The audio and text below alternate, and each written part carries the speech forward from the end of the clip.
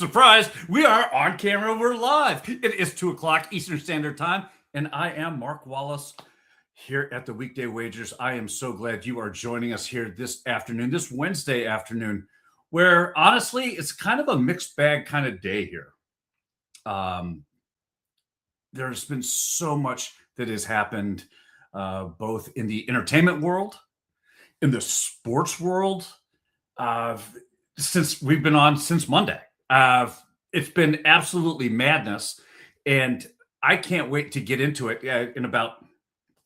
And Joe, yes, this is kind of a hat day today. It should be. It's got to be a fun show, especially given what has happened. And you know what? I'm not even going to waste any more time. Let's just bring in Robby, because Robby, my God, what a absolutely just a crazy 48 hours it's been in the entertainment world. I mean, we lost Dolly Parton. And then news came out just earlier today that Tim Curry is gone. First of all, before we get into all that, how are you doing? Let's check in with you first. Mark, I'm doing good. No one has crapped in a bucket 2 days in a row at my house, so we're riding that streak, and I hope to continue that. But yeah, very, very sad in the entertainment world, and then in the sports world, just all kinds of shenanigans going on lately. Yeah, let's get into sports.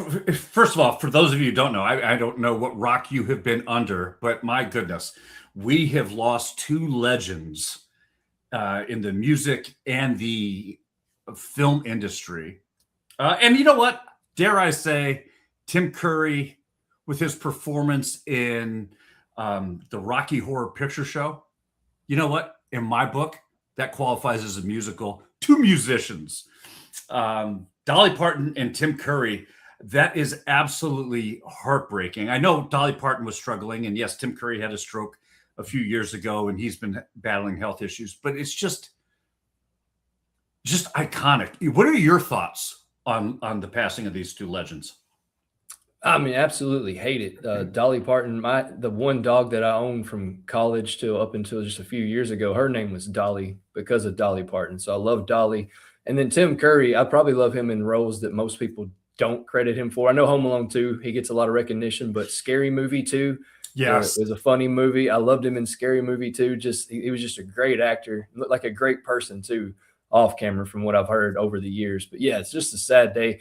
I do want to say Sylvester Stallone turns 80 this year. Leave Rocky alone, Grim Reaper. Don't take Rocky from me. I don't need that to happen. Yeah, and to that point, you know what? I think I speak for all of us, and correct me if I'm wrong in the chat. I think we're due to take somebody that we can all say, yeah, we really didn't like that person. That was okay in our book. I think we need to balance out this ledger just a little bit. Wouldn't you agree? Well, death is bad no matter how bad you hate somebody. So I won't go that far. But yeah, there's going to be some people that go that they probably don't have as many tributes, and you just kind of keep scrolling. But yeah, I'm not going to wish death upon anybody at this point. I'm not that cold.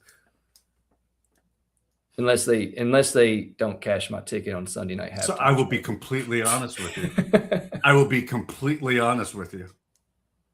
I cheered when we got Bin Laden. I stood up in my living room and yelled, F yeah. I went nuts. So I'm saying we're due for somebody like that.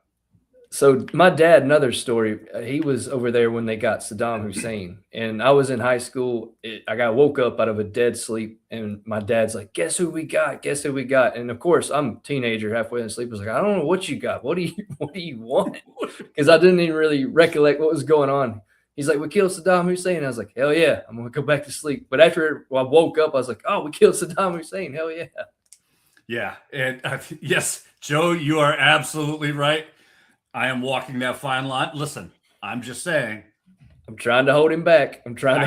Joe. Robbie already warned me because this was going to go down a whole different path. But Robbie was like, don't you dare say that. I'm like, all right, I won't. Yeah, I'm trying to hold you back. I won't do it. And yes, Miss Kim brings up, has anyone seen the tribute from the royal family for Dolly Parton? They had all of the soldiers of their band dressed in the full British royal right? The Royal British Gala or Regalia, I think is the word I'm looking for. They played a song 9 to 5 in Dolly Parton's tribute. So there's so many tributes that have been pouring in across the world for Dolly Parton. I mean, again, iconic for what you meant to the music industry, and to everybody in Joel. She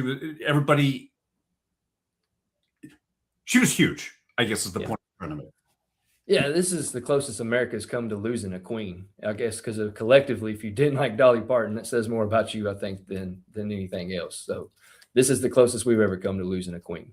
And yes, from American royalty, I agree with you 1,000%. It's funny that Joe brings this up. What is her best song? And I'm going to give you a chance to think about that for a second, but I will also refresh your memory. You and I, this past year, have had some really weird shows that have involved the death of celebrities. You and I were on air live when we got the notification that Ozzy Osbourne had passed. We were on air the very next day when Hulk Hogan passed. I can tell you this. You think about what her best song to you is. I will tell you this, is that I have already gotten 4 requests from gigs that we have upcoming to play Jolene. Do we know a version of Jolene? Because either somebody wants to sing it with us or they want us to do our version of Jolene. So I would say that I've never been a huge Dolly Parton music fan. Always a big fan of Dolly Parton. Her music was a little, 9 to 5 was when I was growing up. It was the whole, on the hit thing. What was one of her songs that you liked? It's good. I'm with you. There's not really that's on my Spotify playlist. You probably won't find any on there, but 9 to 5 is the one that gets stuck in my head the most. So I'll go with that one. I liked her more for outside of her music. Yes. She did the whole reading series where your kids get books from Dolly Parton. I love that aspect and all the stuff she did in the community. But yeah, 9 to 5 is the one that probably sticks in my head the most. So I'll give her that one. So I'll tell you this. Miss Kim brings up a great point. And yes, I did know this fact. Dolly Parton wrote, "I Will Always Love You" and Jolene on the same day. And when she was ever asked about it, she was always like, not only on the same day, it was on the same album. And she's like, yeah, that was a hell of a night. Because Jolene is "Please Don't Take My Man From Me," and I will always love you is like the ultimate love song. The Whitney Houston version of that love song is the one that gets accolades, but that was an original Dolly Parton song. So yeah, that is one hell of a night to go from those two extremes. Shifting gears, sports world. Since you and I have been here on Monday, what's the one thing in the sports world that stands out to you that is just like mind-boggling right now? I wouldn't say it's mind-boggling, but the SEC can thank the Big Ten for actually having some guts and banning NFL players from coming back. Because if they didn't put their foot down, the SEC would still be allowed, or let's just say LSU would still be filling their roster right now with NFL rejects. So shout out to the Big Ten. I know I'm a big Gators fan, but I could care less about the rest of the SEC. So shout out to them for having some guts and letting everybody else fall in line with them. So I think that's got to be one of the biggest things right now is these guys are not going to get to come back to college. And if they do have any tampering or anybody coming back illegally, there's going to be some ramifications coming down. And I think that's what should happen. Can we just call the Big Ten the Big Huevos? I'm down with that. I'm just saying, because they literally cut against the grain and they said, no, we're drawing a line in the sand. It is what it is. No, you're not welcome. Thank you for what you did, but no. Yeah. And I'm glad they did that because I'd already heard Ryan Day say he didn't agree with it, but if it was allowed, he was going to, you got to do it. I don't fault any program from doing it if it's within the rules, but I'm glad the rules changed to where it's not going to be in the rules. So kudos to them, for taking that first step forward and letting everybody else fall in line. So we've got college football, which is coming up, by the way. I mean, we're in week 0 now. All the games for week 0 are posted on Just the Stats Sports. I know that you got this, but I'm not sure that everybody else. We're going to shift week because we got a little day baseball going too. Tampa Bay is up 2-0 bottom of 5 against Detroit. Gosh. The AL East is heating up. Yep. As far as a tight conference or tight playoff race, wildcard race. What are your thoughts going into the second half of this week as far as baseball is concerned? Watch out for the Mariners. I know you're talking AL East, but watch out for the Mariners. I sent you and DG. I think I sent you guys a tweet saying what their remaining schedule is, and it is a cupcake walk. Not only that, PCA gave his powers to the big dumper when he smacked him on his big dumper, and ever since then, Cal Raleigh has been hitting home runs left and right. I think he's hit 4 since our show on Monday. So it's the Seattle Mariners. I think I sent it to y'all yesterday. If you can find a ticket, I don't know the odds for them to make the playoffs. 17 of their last 20 games are against guys like the Angels, the Athletics. A lot of easy wins going in. So that's my take. So as far as the MLB playoffs go. Yeah, it's been insane. And when you see, we joked about it because your text message to us was, "Hey, I literally think PCA just handed over all his powers because he's done nothing ever since." For me, he's done good when I don't bet him, but I wish I could smack my PCA jersey and turn it into a Cal Raleigh jersey now. He literally, for those of you who don't know, when PCA went up to bat against Seattle, he took his helmet off and kind of tapped Raleigh on his big dumper as he was stepping up to the plate, kind of say, "Hey, how you doing, big guy?" And ever since then, yes, it has been a transfer of magic because Cal Raleigh has gone off. And we all but wrote him off on this show. We wrote him off for this season. Like, hey, listen, he's tanked it. It is what it is. Last year was a good year. This year has been horrible. But he has turned it on as of late. Yeah, I think it started with the snub when he was trying to dap up his teammate at one of those games earlier in the year before the season started, the Global Series. Remember, his teammate wouldn't dap him up. He had a bad year, and I think PCA finally, returned the favor, and we got everything is right with the world now. Yeah, so it should be interesting. And I do think we're talking about PCA and the Cubs. I do think that there is a tidbit of information, and hold on one second, because I'm going to pull this up from our good friend Raphael. I am telling you, I have never been privy to so much information that flows through my phone nowadays since Raphael has joined Weekday Wagers with us. Talking about the Cubs here, and I know you saw this, but I'm going to share this with everybody because this is such a great nugget. The Chicago Cubs are 13-1 straight up versus the National League left-handed starting pitchers. Guess who they're playing today? The Arizona Diamondbacks. They're facing a left-handed starting pitcher. Their average margin of victory is 3.5 runs, which means that they're winning those games by multiple runs. If you played, and by the way, those wins, all of those wins are on the run line. Yep. So if you play the run line for Chicago today against Arizona this afternoon, that's a plus 150 play. Do with that what you will. We call that the Ask Raphael bonus play on a Wednesday. How's that? I am not.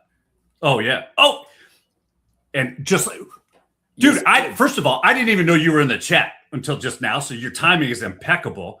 And he also gave us yesterday, there is a particular umpire. Hold on one second. Let me get into that one again. Oh, yeah. DG said his name yesterday. I can't Marvin Hudson. Whenever Marvin Hudson is behind the plate as an umpire, he is 16-1-1 to the under. Guess what? I did a little more digging. I did just a tad bit more digging. The one game that he was off, the total was at 7. 8 runs were scored in that game. Everything 8 and above, he is absolutely all unders all day long. So whenever you see Marvin Hudson as your home plate umpire, that's the kind of breakdown that you're going to get here at Weekday Wagers, by the way. Just add it to the 29 other things to look for when you're trying to look for MLB props. So, but that hell of a stat, though. Hell of a stat. The 29 other things, that's what they pay us to do. I'm talking, yeah, I know. But it's part of my research. That's right. 100%. And guess what? You're going to get all that breakdown. You're going to benefit from all that research by joining the Weekday Wagers members community. For $2 a month, you're going to be able to say, hey, I'm part of the fam. Okay. Honestly, it's a little golf clap. Nice job. You're with us. We appreciate you. All right. We truly do appreciate you. You're going to be able to jump into the live chats on our show. You'll be able to chat with us live.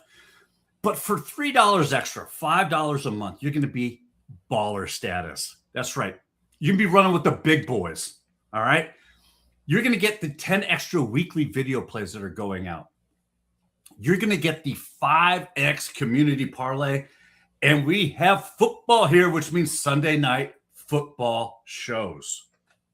Sunday night football shows, the halftime shows. Until you experience them, I can't even put. You will gladly. In fact, you won't even think of the $5 as an expense each month.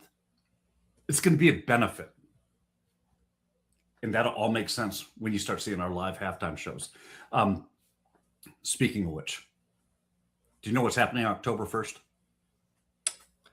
October 1st. I should know. It's a big day for us, but enlighten me, Mark. What's our goal? What's our goal for October 1st?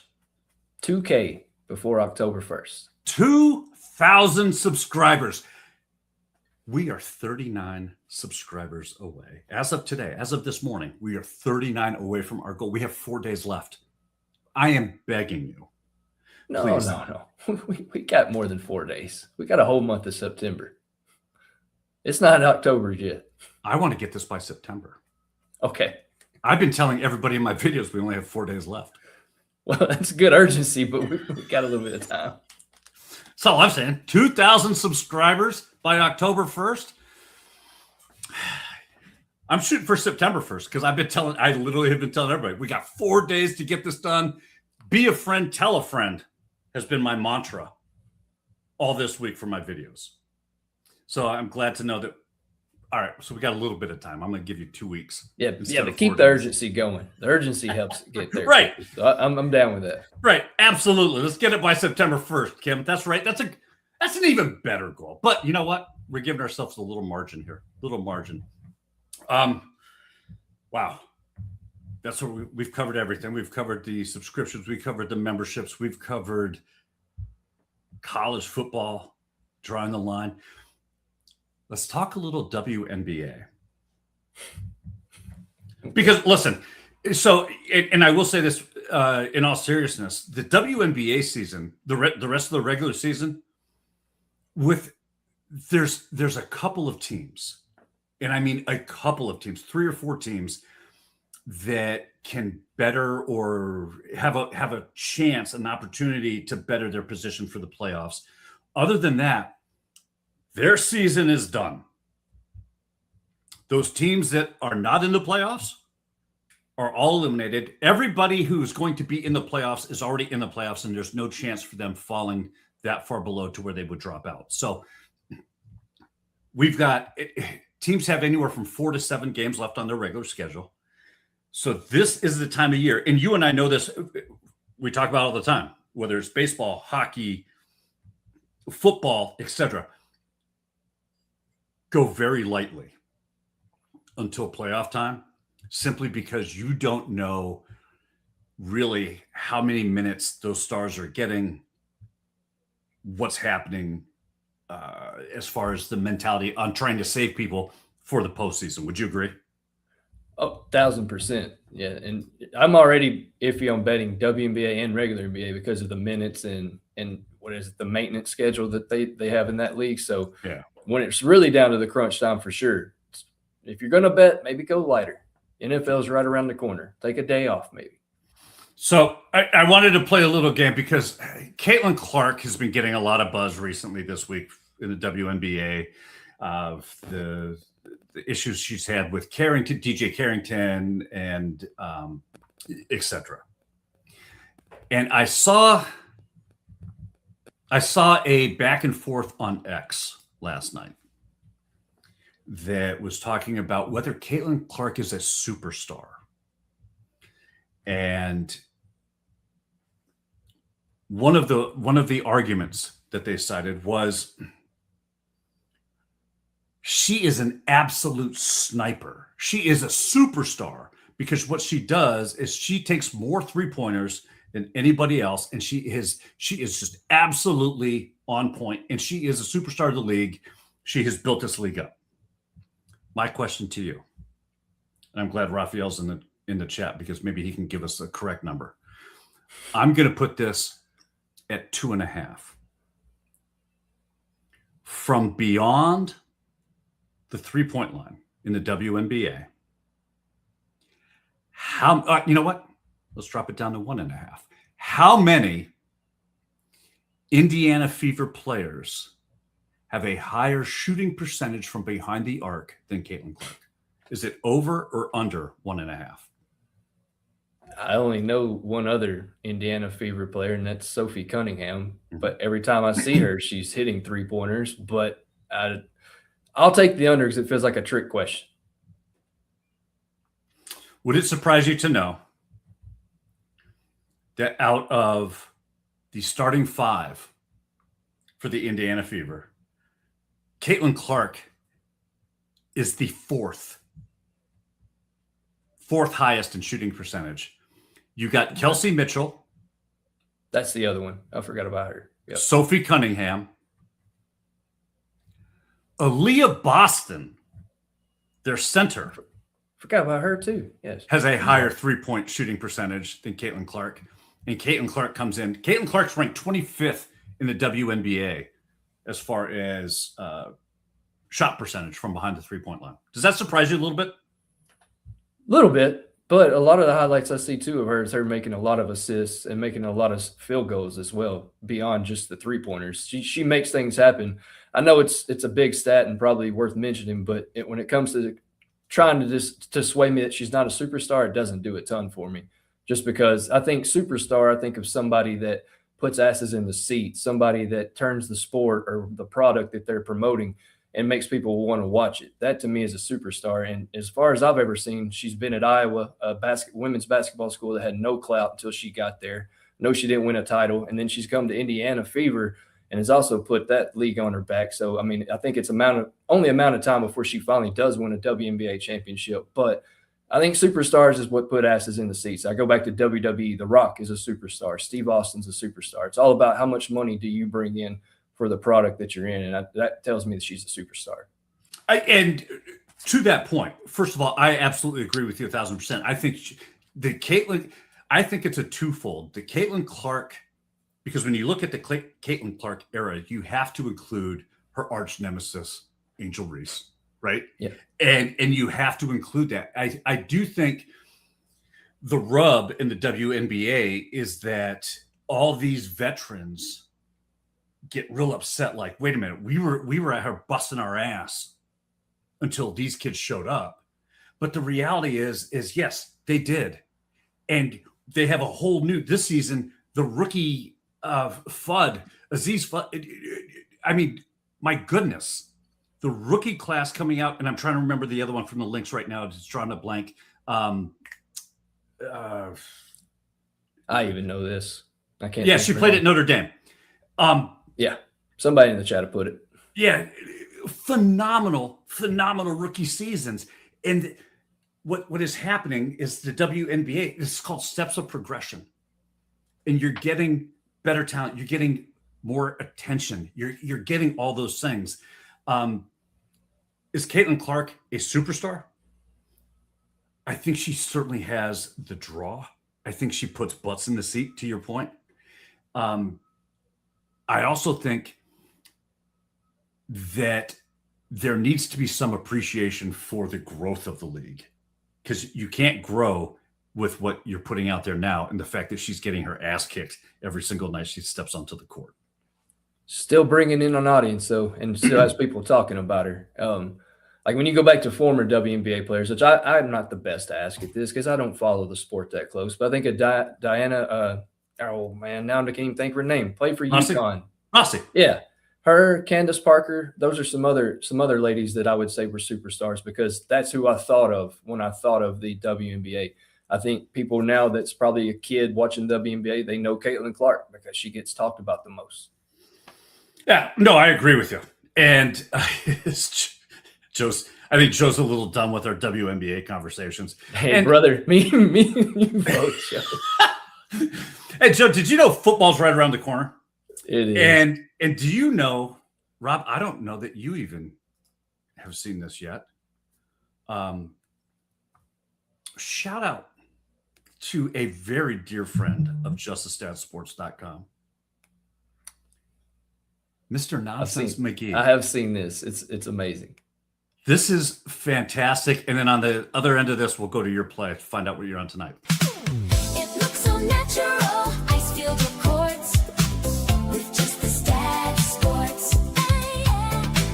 Want to dominate the books and get the edge you need in the sports betting world? It's easy with Just the Stat Sports. It's not a regular sports betting website, specially made and backed by the numbers to evade those other coarse and inconsistent sites. Simply click on any sport, and in minutes you're armed with the edges and expert analysis you need to turn guesswork into pure profit. Field or courts with just the Stat Sports. Mentos, the fresh maker. That's all I think of. What a great commercial. But speaking of just the Stat Sports, I do a play called the HRR, Hits, Runs, RBIs play or parlay of the day. Today's guys we have at plus 110. Now, Gabriel Marino does play in the 240 slate. He's cashed in 18 of his last 20 games facing Matthew Boyd. He's 3 for 4 against him with a double and a home run. I think he easily cashes his hits, runs, and RBI. If he doesn't, I will try to get another guy and roll with the next two gentlemen in this parlay. The first one, Alec Burleson, he cashed with us yesterday. Is a 1+ hits, runs, and RBI in 100% of his last 10 games, 85% of his last 20.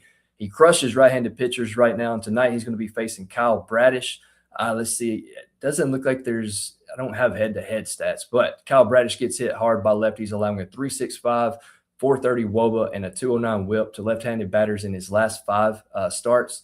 The next guy is Jake McCarthy, and I know Colorado sucks, but it seems like every game I see of Colorado, Jake McCarthy is getting at least a hit. In that game, he has 1+ hits, runs, and RBI in 10 of his last 10 games and 17 of his last 20.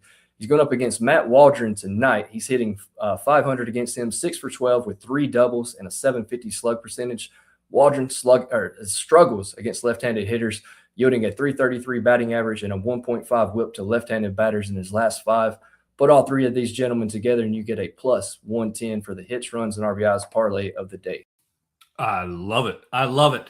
And speaking of hits, runs, and RBIs, we are going to that Cubs-Diamondbacks game because the lefties get lit up in this one. I'm taking the total over 8.5 at minus 105. And this is a great matchup for offense because the 2 best lineups against left-handed pitching over the last 30 days are both facing southpaw starters this afternoon. Chicago ranks first during that stretch with a 149 WRC plus and a 907 OPS. What do those stand for? Offense. That's what those stand for. While Arizona is right behind them with a 129 WRC plus and an 837 OPS. Matthew Boyd has been especially vulnerable in August, posting a 6.12 ERA while allowing 8 home runs in only 25 innings. He's also recorded just 11 strikeouts during that span. So Arizona is going to have plenty of opportunities to put balls in play and do some real damage. Eduardo Rodriguez, he has a strong 2.61 ERA, but his 4.59 expected ERA suggests he has benefited from a lot of good fortune as of late. I expect a little regression here. That gap becomes even more concerning against a Cubs lineup that has absolutely crushed lefties lately.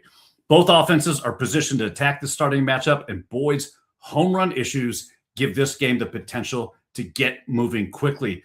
Robbie, I got to ask you, do you like any Cubs to go yard this afternoon? Yeah, there is one. His name is Seiya Suzuki. I like him to go yard tonight. DG broke down. I think he broke him down in his Daily Dinger video. I know we kind of collaborated quite a bit on this one, but yeah, Seiya Suzuki. PCA is always a guy, but again, he's burned me too much. He's on the ban list for the rest of the year for me. Oh, really? Yeah, ever since that Cubs game where he cashed that huge ticket, it's just been crickets ever since. And it's not just home runs. I'll put him in a hits, runs, and RBI parlay, and he'll go over. And then the other day I had him for a walk. He went over. Didn't even get a walk. So, yeah, he's just bad. All right. There's some bad mojo going on between me and PCA right now. I'm giving Sarah that jersey. It's all hers now. I was just gonna say you better have Sarah put on the jersey, go up and give her a little tap on the butt and see what happens. That's all I'm saying. That's a great idea, and I think I'm going to do that tonight. Yeah, but by the way, don't go home and say, "Hey, this was Mark's idea, hon. Put this on." Wink, Yeah, wink. no. All right. I'll take full credit for it. All right, perfect. Let's get into our daily dingers. Hey, so on our list today, we've got Shohei Ohtani, your Don Alvarez, Hunter Goodman, Abimelech Ortiz, and Randall Kachuk. Do you like anybody on this list today, or are you going off the board here? Yeah, I'll stay on the board. Give me Randall Grichuk at plus 400. 2 home runs in his last 6 games. He's 5 of 9 against Mackenzie Gore with 2 doubles and a home run. Gore's given up 1.5 home runs per 9 innings in his last 3 starts. Give me Randall to go yard tonight off this list. I love that you're going with Randall Kachuk.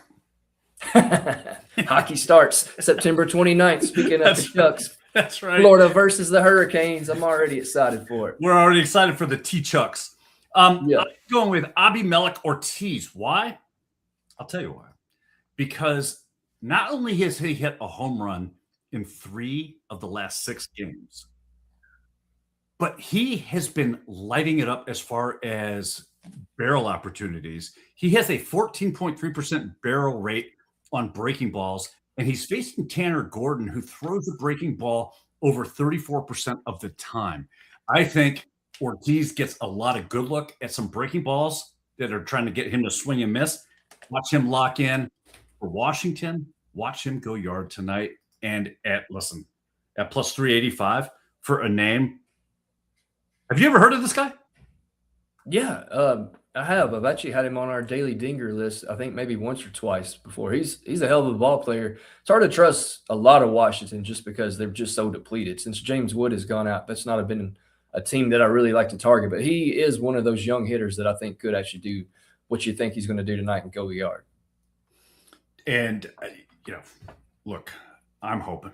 The great hitting conditions. This would be great if Ortiz goes yard for me tonight. I'm pulling for you. Especially at 385, right? Just slightly less than your Randall Kachuk. Yeah. Grichuk. How'd you say? Grichuk. All right. Grichuk. Whatever. Has anybody gone yard in that Tampa game? I know that it's 3-0. Hold on one second. I can tell you. Let me check for you real quick.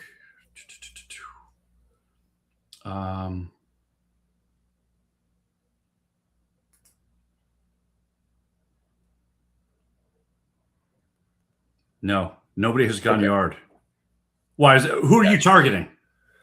It really wasn't an official play, but I've liked Lim Hicks the last couple of days for Tampa. I think his number was around plus 1,300. So, I threw some pizza money on it. It was just a personal play of mine, but that's all. I was just wondering. Yeah. It was my daily donation to the sports book, I'm sure. But it did look good. Hicks is 0-2. He does have 1 RBI, and he struck out once. So, okay. No home runs as of yet, which is surprising because didn't like that game much for home runs. And I could be wrong. It just seems like anytime Tampa does an early game like today, it just seems like those bats don't really wake up. Not for dingers anyway. I know they still come out and win, but it seems like home runs aren't as prevalent in their early start games. Yeah. Looking at and I know we're getting towards the tail end of baseball season, but is that one thing? Have you noticed in your own personal handicapping a huge difference between daytime baseball versus when games are usually played in the evening or at night, and in the goofiness or do you know what I mean? The variable for the two? Yeah, and there's some guys you target because you look at their daytime, nighttime splits. If there's a big gap, some guys like Colton Cowser, I mentioned on Monday, he's a huge daytime hitter, especially on Sundays. Last year we had Rafael Devers, who we called him Daytime Devers because he went yard all the time during the day. So I think it's a huge discrepancy. I think you look at Thursdays too. That's another travel day for a lot of teams. And I think you see kind of that Sunday baseball where you don't see as many of the heavy hitters going yard. I say it. I mean, Sunday I had a great day, but I've kind of started taking guys lower in the lineup that I have higher odds. I've been kind of targeting those more of late. It has been the absolute craziest season for home runs in the MLB history. I know it's not just me. I've seen it all over Twitter. It's just been one of those deals where this used to be a fun promotion to play, a fun play to hit. Nothing hits harder, honestly. There's nothing that gives me a better high than seeing a home run hitter turn green that I bet on. I don't know what it is, but it's just one of those deals. And this year it's just been so up and down.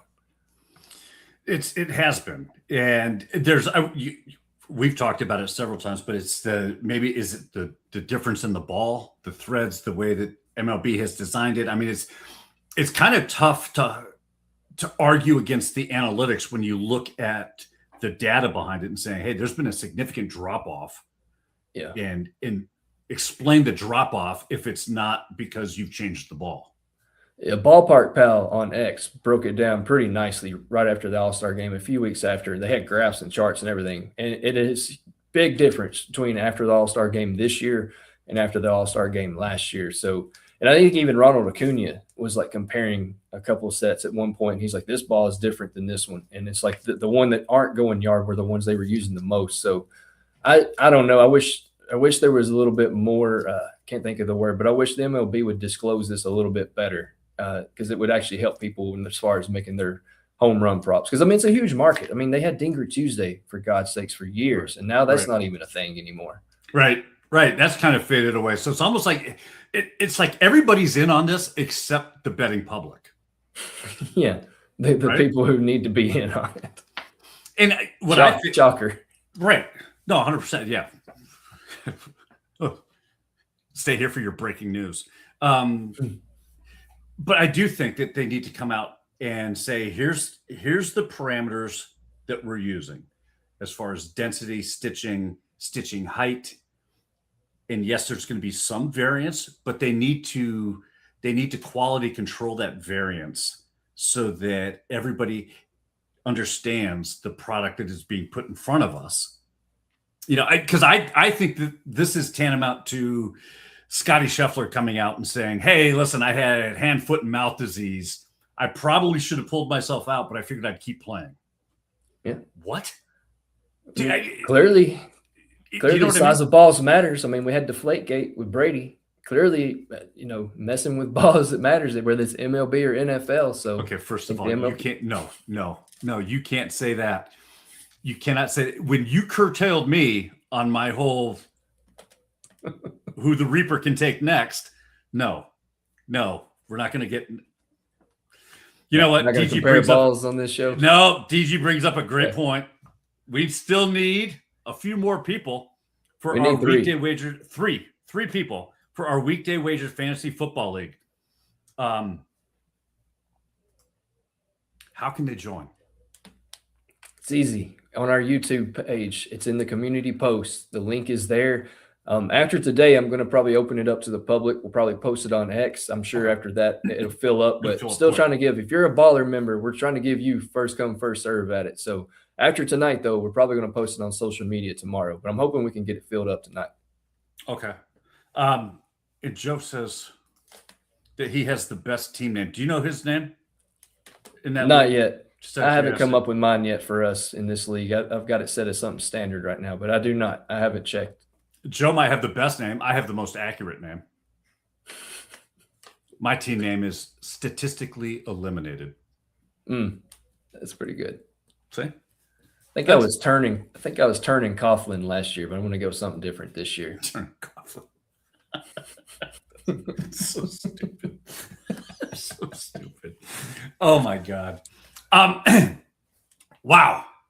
We have covered the gamut today, and we've done it all. I just looked up. We're only at the 40-minute mark, dude. Speaking of unders, anytime we're on a show together, we're under that hour.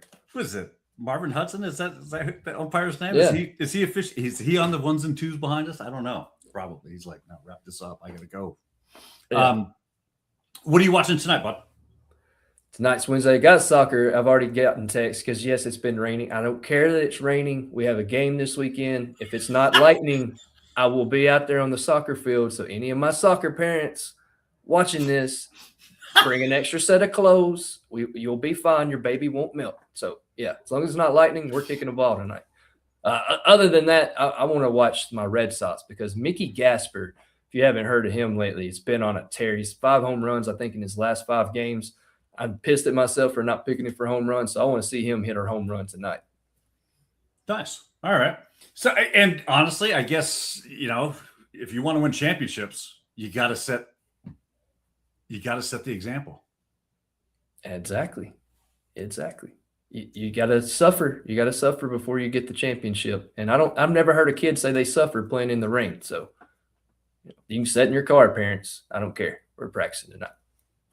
And if nothing else, from what I've seen watching the Little League World Series and all those kids sliding down Mud Hill, dude, it ain't the kids worried about the mud. No, never. That's why I'm fortunate enough to have 2 vehicles, a nice truck and my soccer truck that literally goes to the soccer field and to the trash, and that's it. So if the kids get in it and it's muddy, nobody cares. Wait a minute. So you have 2 trucks. Sarah has her own vehicle, right? Correct.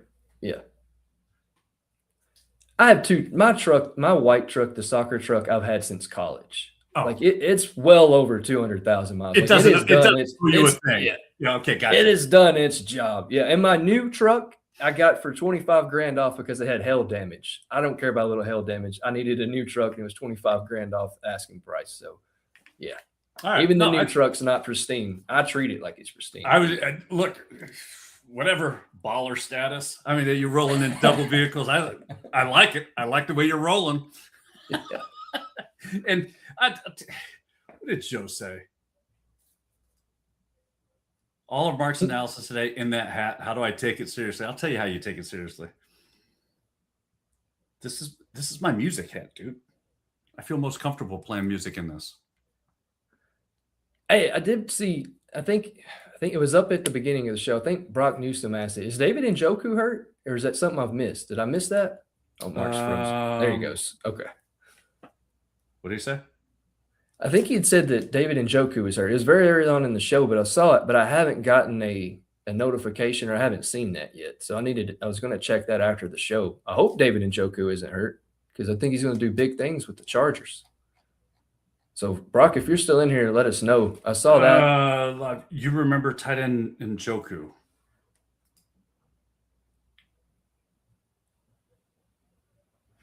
Oh, no. He was saying, Mark, remember when I predicted he's put an entering, but an injury? And I believe it was the game where Njoku got injured. Oh, okay. And we were playing an over, and I think Brock had jumped into the chat and said, no way, he's going to get hurt. And okay, good deal. Because I was like, man, that stinks. Okay, Duke got hurt. Duke got hurt. Yeah, good deal. And then I saw Tony asked about his Orioles if they have a chance of making the wild card spot. They do, and it's 2 words: Pete Alonso, because he has been on a tear as of late. I do like the Orioles' chances if they keep hitting the way they have. Right now, they are 2.5 games back. I don't have it in front of me. Texas. Texas is in front of them. Okay. So they're chasing Texas, Cleveland, and your Red Sox. The Red Sox are 6.5 games up. So really, it's all a matter between Texas and Cleveland.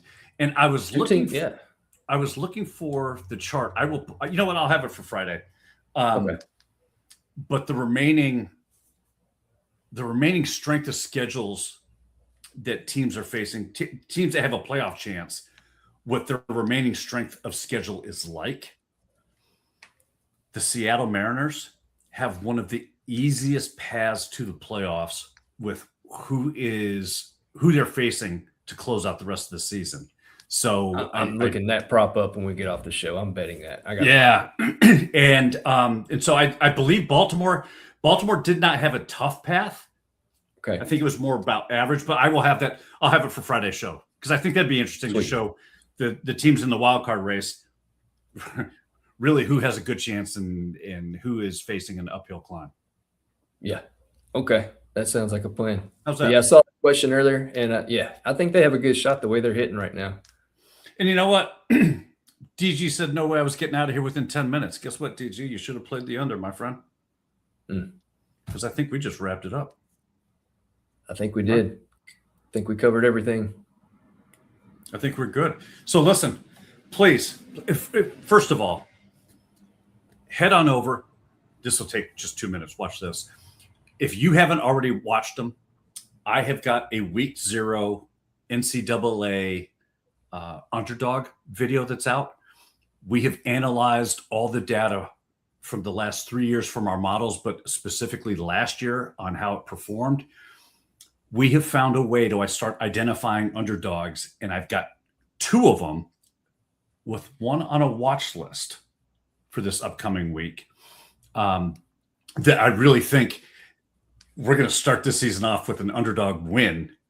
To be honest with you, I really think one of them is going to win outright. So make sure you check that out. DG has been pumping out quarterback videos for Fantasy Football League. He just dropped a running back video for today on top of the Daily Dinger. This guy's got more videos coming out on the daily than I could ever keep up with. So I know you help him a lot with the Daily Dinger. Are you guys, is this a collab for the quarterback? Nope, this football is all DG. So when they backfire, you blame him, not me on that one. They're not going to, what are you talking about backfire? They're not going to backfire. I'm just saying. Just kidding.